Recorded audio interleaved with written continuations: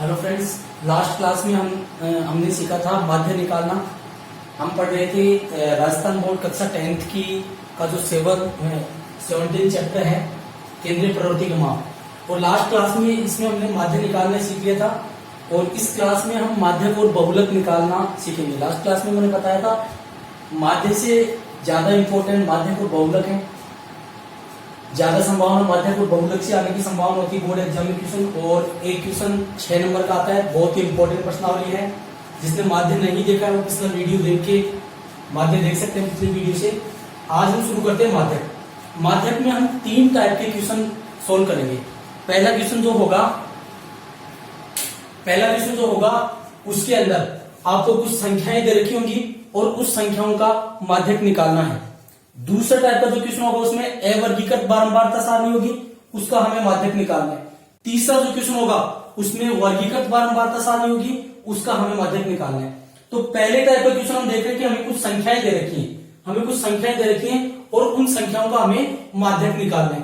तो माध्यक निकालने के लिए सबसे पहले जो संख्याएं दे रखी है उनको आरोही क्रम में लिखते हैं। तो पहले इन संख्याओं को आरोही क्रम में लिखते हैं।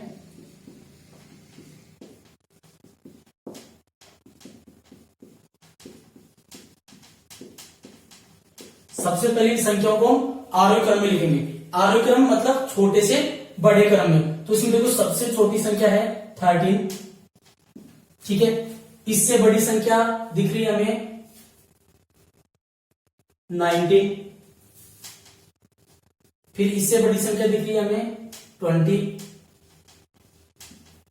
फिर इससे बड़ी संख्या हमें दिख रही है 25, फिर इससे बड़ी संख्या दिख रही है हमें 26, फिर इससे बड़ी संख्या है 28, फिर इससे बड़ी संख्या है 33, फिर इससे बड़ी संख्या 34 दो बार है, फिर इसके बाद है 36। इस प्रकार से हमने इनको आरोही क्रम में लिख लिया। तो सबसे पहले हमें माध्यक निकालना है, कुछ संख्या हमें दे रखी होंगी, सबसे पहले इनको आरोही क्रम में लिखना है। अब संख्याओं को गिनना है 1 2 3 4 5 6 7 8 9 10 संख्या है, मतलब n बराबर कितना है 10। अब आप इसमें भी दो प्रकार हैं। यदि n सम हो तो उसका अलग मेथड है, m विषम हो तो उसके लिए अलग सूत्र लगेगा। तो यहाँ पे n बराबर क्या है 10 आ रहा है, मतलब 10 संख्या है। तो 10 क्या है, सम है। तो सम के लिए माध्यक निकालने के लिए आपको सूत्र याद रखना है। इसका माध्यक कैसे निकालते हैं, माध्यक बराबर n/2वां पद प्लस n/2 प्लस 1वां पद बटेगे 2। ये सूत्र आपको याद रखना है कि n/2 नंबर पे जो पद है वो प्लस n/2 प्लस 1वां पद, मतलब उसके आगे वाला पद, दोनों को जोड़ के 2 का भाग देंगे तो वो ही हमारे पास क्या होगा, इसका माध्यक होगा। तो देखते हैं n कितना है 10, तो n/2 कितना हो गया 5, तो क्या हो गया 5वां पद प्लस n/2 प्लस 1, 5 प्लस 1 6, मतलब 6वां पद, दोनों को जोड़ के 2 का भाग देंगे तो वो क्या आ जाएगा, इसका माध्यक आ जाएगा। तो देखते हैं 5वां पद। इसमें 5वां पद देखो क्या है 1 2 3 4, कितना है 25, 5वां पद है 25 प्लस अगला पद है 26, दोनों को ऐड करके 2 से हम डिवाइड कर देंगे तो ये क्या आ जाएगा, इसका माध्यक आ जाएगा। सॉरी, ये यहाँ पे 5वां पद जो है 1 2 3 4 5 26 है। 5वां पद क्या है 26 प्लस 6वां पद है 28, इनको जोड़ के 2 का भाग देंगे तो हमारे पास कितना आ जाएगा 27 आ जाएगा। तो 27 इसका माध्यक हो जाएगा। तो ये हमारा पहला तरीका हो गया। हमें कुछ संख्याएं दे रखी है, उनको आरोही क्रम में लिखना है। यदि वो संख्याएं सम है तो हमें माध्यक का सूत्र लगाना है n/2वां पद प्लस n/2 प्लस 1वां पद, दोनों को जोड़ के 2 का भाग देंगे तो हमारे पास क्या आ जाएगा, माध्यक आ जाएगा। अब हम देखते हैं कि यदि यहां पे सम नहीं होके विषम संख्याएं हो तो हम क्या करेंगे।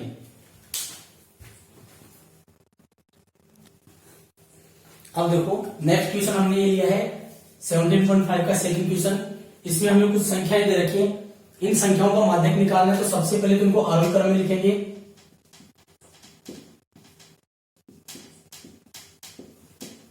सबसे पहले इनको आरोही क्रम में लिखते हैं। तो इनमें सबसे छोटी संख्या हमें दिख रही है 19। इससे बड़ी फिर संख्या हम देखें तो इससे बड़ी संख्या दिख रही है 25। इससे बड़ी संख्या देखें तो इससे बड़ी संख्या है 30। इससे बड़ी संख्या 31। इससे बड़ी संख्या 32।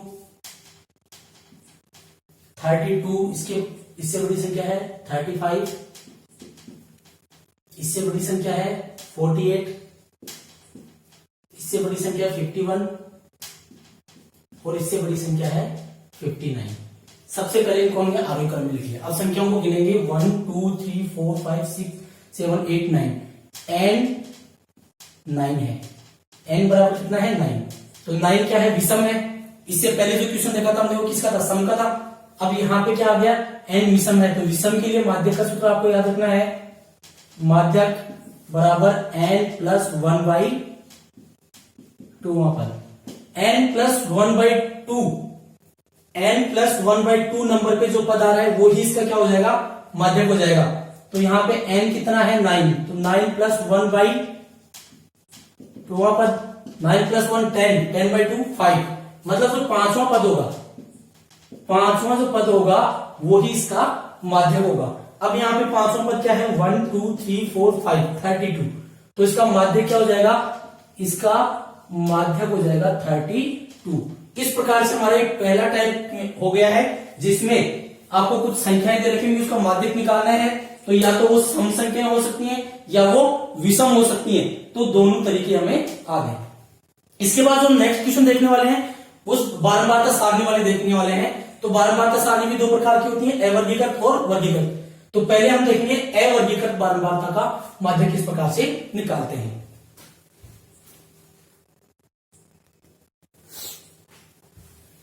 ये हमारे पास एक अवर्गीकृत बारंबारता सारणी दे रखी है और इसका हमें माध्यक निकालना है।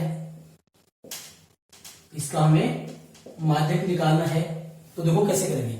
माध्यक निकालने के लिए चाहे अवर्गीकृत बारंबारता हो चाहे वर्गीकृत बारंबारता हो सबसे पहले माध्यक निकालने के लिए हमें CF निकालना पड़ेगा। माध्यक निकालने के लिए हमें सबसे पहले CF निकालना पड़ेगा। तो CF निकालना सीखते हैं। CF कैसे निकालते हैं।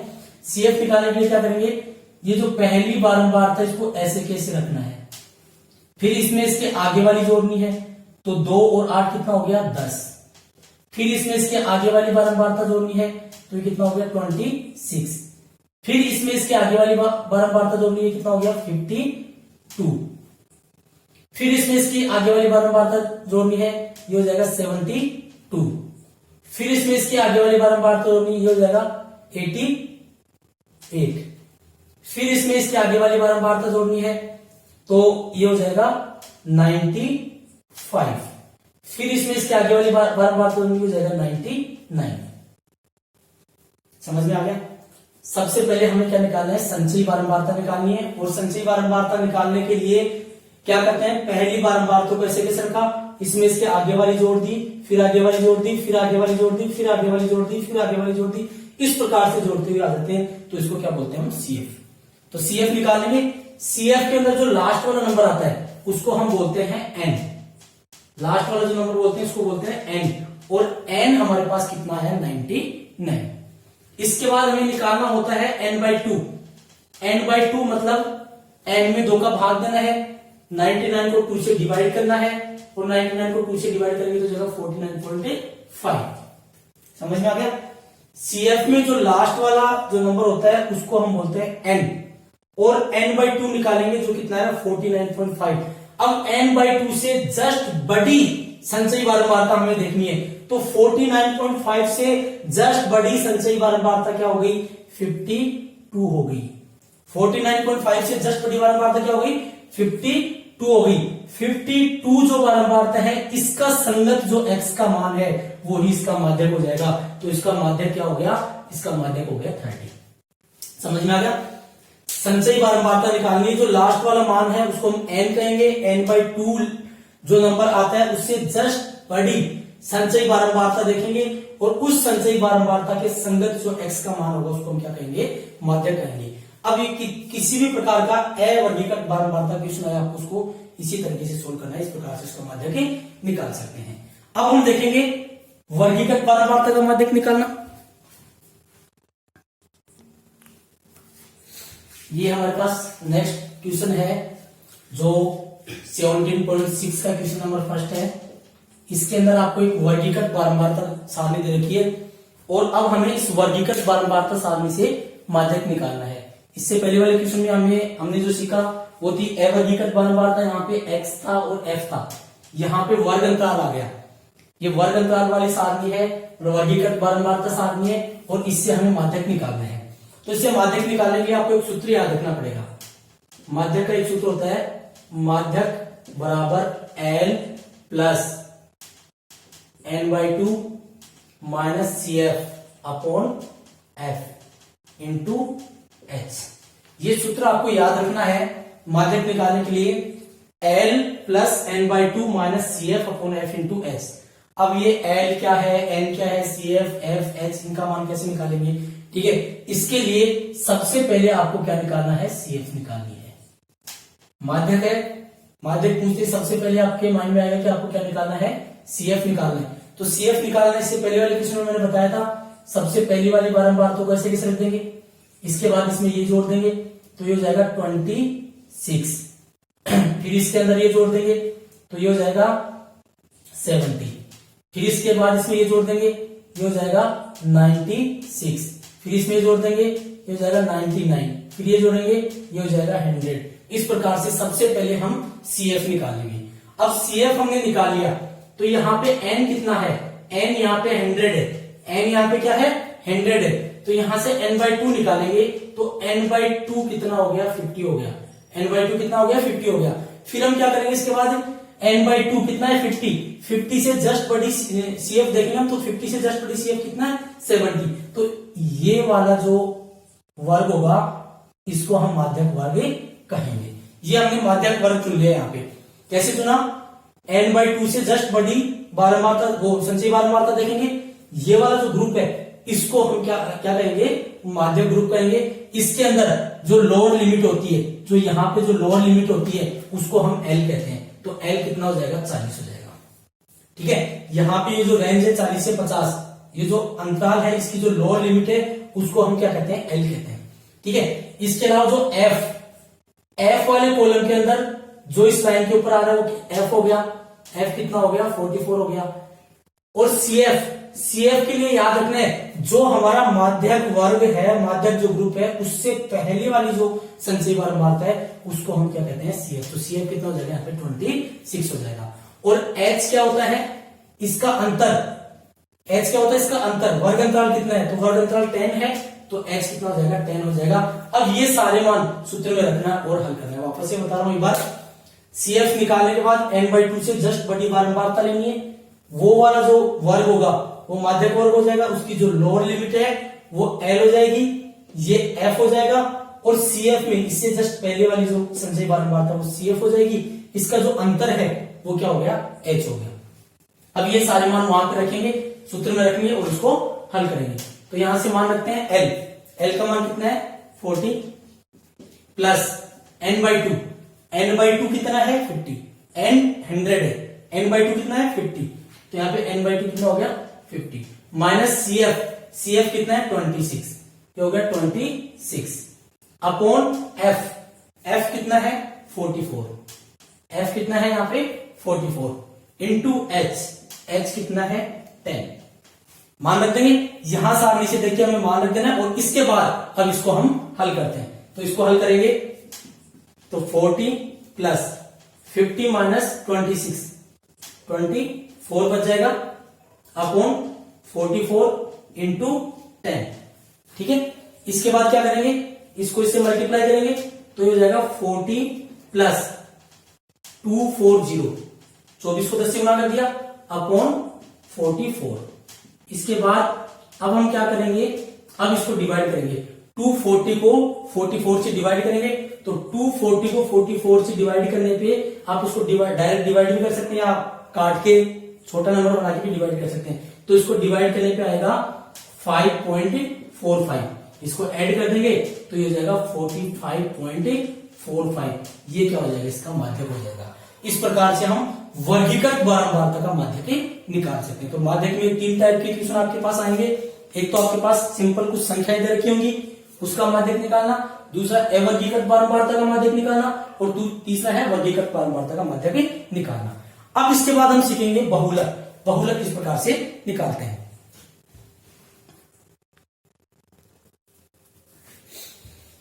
बहुलक में भी 3 टाइप के इक्वेशन पूछे जाते हैं। जैसे माध्यक में 3 टाइप के इक्वेशन थे, वैसे बहुलक में भी 3 टाइप के इक्वेशन होंगे। एक तो हमें कुछ संख्याएं दे रखी होंगी, उसका बहुलक निकालना, दूसरा होगा अवर्गीकृत बारंबारता सारणी दे रखी होगी, उसका बहुलक निकालना, और तीसरा होगा वर्गीकृत बारंबारता सारणी, उसका बहुलक निकालना। ये तो कुछ भी नहीं, बिल्कुल सिंपल है।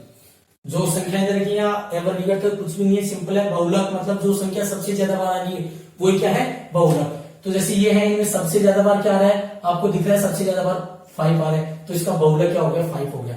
ये हम कह देंगे इसका जो बहुलक है वो कितना है, 5 है। इसमें सबसे ज्यादा बार क्या आ रहा है, 6 आ रहा है, तो इसका जो बहुलक है, इसका जो बहुलक है वो कितना है, 6 है। इसमें 2.5 सबसे ज्यादा बार आ रहा है, तो इसका जो बहुलक हो जाएगा वो हो जाएगा 2.5। समझ में आ गया। मतलब आपके पास जो भी संख्या दे रखी है उसमें जो संख्या सबसे ज्यादा बार रिपीट हो रही है, जिसकी फ्रीक्वेंसी ज्यादा है, वही क्या होता है, बहुलक होता है। ऐसा ही अवर्गीकृत बारंबारता में होगा। सबसे बड़ी फ्रीक्वेंसी कौन सी है, 6 है, तो सबसे बड़ी फ्रीक्वेंसी 6 है, तो बहुलक क्या हो जाएगा, 5 हो जाएगा। तो जिसकी बारंबारता सबसे ज्यादा है वो संख्या क्या हो गई, बहुलक हो गई। तो यहाँ पे सबसे बड़ी बारंबारता 6 है, तो किसकी बारंबारता 6, 5 की तो है, तो यहाँ पे बहुलक कितना हो जाएगा, 5 हो जाएगा। तो हम कह देंगे इसका जो बहुलक है वो कितना है, 5 है। तो ये तो कुछ भी नहीं है, बिल्कुल सिंपल है। अब इसके अंदर जो अगला क्वेश्चन पूछा जाता है वो पूछा जाता है वर्गीकृत बारंबारता जो देखिए उसका बहुलक कैसे निकालते हैं, और वो ही इंपॉर्टेंट है इसमें। ठीक है, तो उसको समझते हैं।